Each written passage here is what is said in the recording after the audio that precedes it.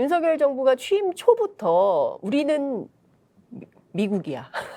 미국을 굉장히 많이 강조하면서 미국 일극주의 외교가 이게 성공할 수 있겠냐. 왜냐하면 세계의 흐름은 다자 외교 분위기인데 말이죠. 교수님 지금 이 상황을 좀 어떻게 진단하고 계십니까? 저는 좀 한마디로 정리하면 네. 조선시대 4대 외교를 다시 보고 있는 것 같다. 흡사 조선과 명예 관계가 네. 대한민국과 미국의 관계가 똑같은 설정으로 나가고 있는 모습들이 너무 안타깝고 그런 측면에서 윤석열 정부의 외교가 네. 앞으로도 계속해서 이런 4대 외교로 갈 것이 아니냐라고 하는 생각들 뭐 저만이 아니라 국민들 전체가 다 그렇게 생각할 것이고 그래서 저는 이번에 나토의 방문이 참 슬프다.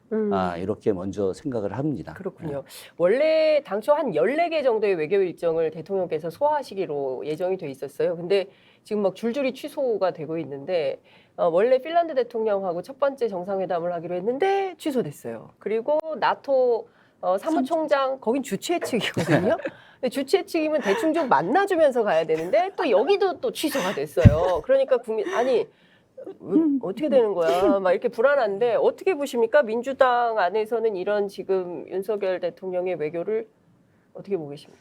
우선 민주당이 어떻게 보느냐도 중요하지만 네. 국민들이 어떻게 보느냐 그리고 첫 번째 맞습니다. 그럼 우리 국가를 위해서 왜 갔느냐가 중요한 거잖아요. 근데 가기 전부터 나토를 왜 가느냐 거기서 의문점이 있었어요. 퀘스천 마크에 직접적인 답이 없었습니다. 그럼 국민들은 한 템포 쉬고 기다려 주시죠. 그러면 가서 뭔가 성과가 있겠지. 근데 성과가 없습니다. 말씀 주신 것처럼 주최 측이었던 나토 사무총장이 안 만나줘요. 이게 네. 말이 됩니까? 그리고 우리 왜 한일 혼유 사자 그 정상회담도 하기로 했어. 그것도 다 한미도 다, 그럼 한일도 전부 다 안 됐습니다. 이게 말이 되는 것이냐. 근데 오늘 또 새벽부터 우리가 이슈가 됐던 사진이 있었어요. 바이든 대통령의 노루각수라고 해서. 노루각수. 왜 이런 그림을 만드느냐. 이런 그림이 한국에만 있겠습니까?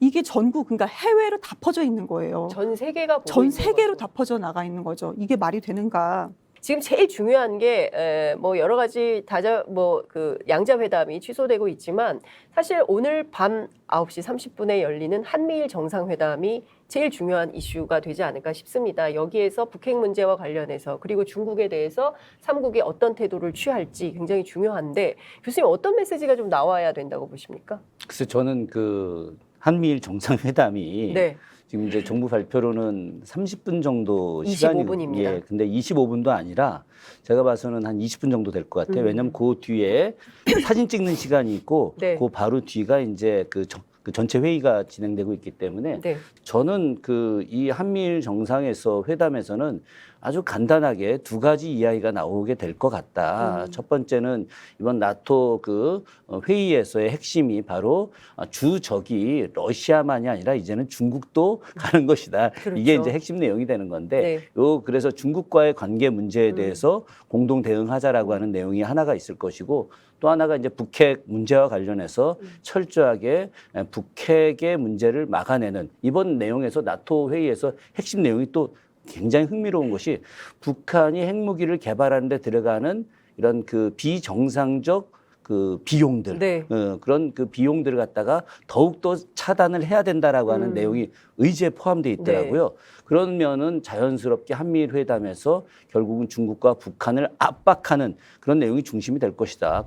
나토가 갖고 있는 그런 의미 속에서 뭔가 역할을 해야 되는데 그것이 철저하게 일본과 미국을 위한 일로 가는 네. 이런 회담이 되지 않을까 하는 염려가 큽니다. 실제로 나토는 러시아를 적으로 규정하고 있고 그리고 또 중국을 잠재적 위협 그렇죠. 이렇게 위협 국가. 예. 그렇죠. 위협 국가로 보고 있습니다. 그러니까 사실 국제 정세가 굉장히 매우 복잡하게 돌아가는데 아시아에 살고 있는 동북아시아에 살고 있는 한반도 남단의 대통령이 지금 북대서양 조약기구에 가서 어떤 것을 하고 오려고 하느냐. 그러니까 중국 입장에서는 지금 저거 아시아판 나토를 만들려고 하는 거 아니야? 그럼 결국에는 우리한테는 과거의 사드처럼 이런 군사적 위협이 되는 무슨 조치를 취하려고 하는 거 아니야라는 위험을 좀 느끼고 있단 말이죠. 저는 그래서 개인적으로 윤석열 정부도 이렇게 공부를 좀 한 사람들이 이렇게 좀 있어야 된다. 이 얘기는 무슨 이야기냐면 나토 그래 갈 수 있어요. 갈 수 있습니다. 왜 그러냐면 문재인 정부 때도 그 나토의 정의용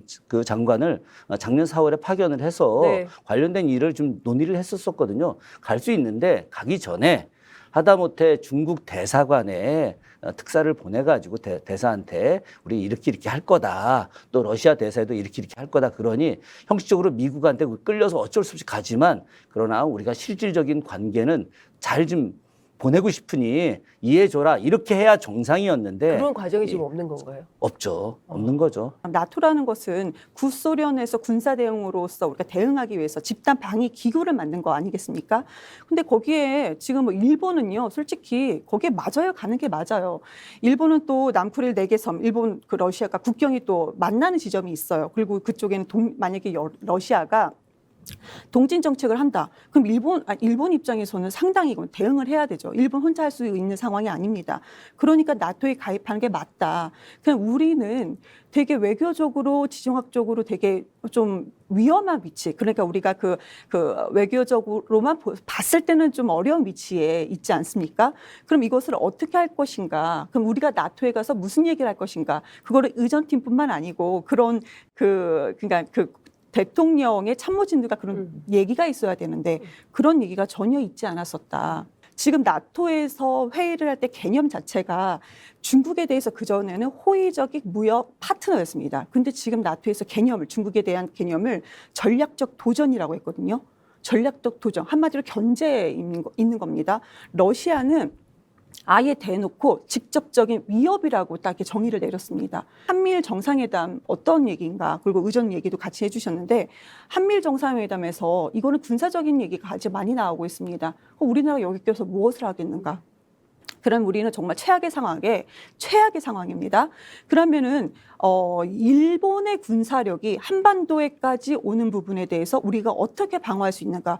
그거에 대한 대응이 있습니까? 전혀 있지 않다. 그러니까 단순히 의전팀에 의전을 못했다. 이거는 그래 처음이니까 실수했다. 봐주자 할 수가 있으나 지금 우리나라를 위해서는 결정적인 그런 문제들에 대해서는 그런 질문이 오고 그랬을 때 우리가 어떻게 대응할 것인가? 그런 문제에 대해서 전혀 고민이 없는 그런 모습에서 참 좀 이래도 되는 건가 하는 생각까지 들게 됩니다.